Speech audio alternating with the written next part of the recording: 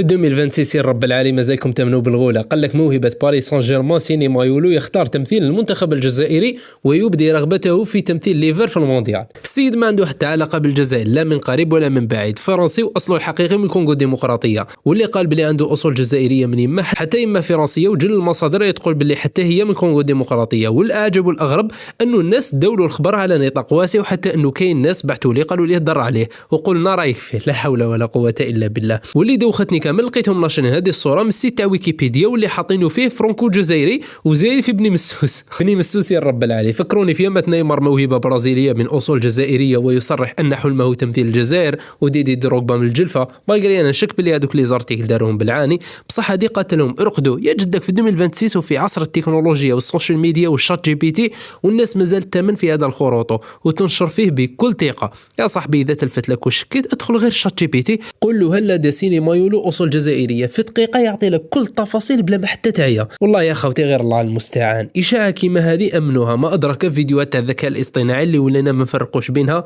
وبين الصح. لا حول ولا قوه الا بالله.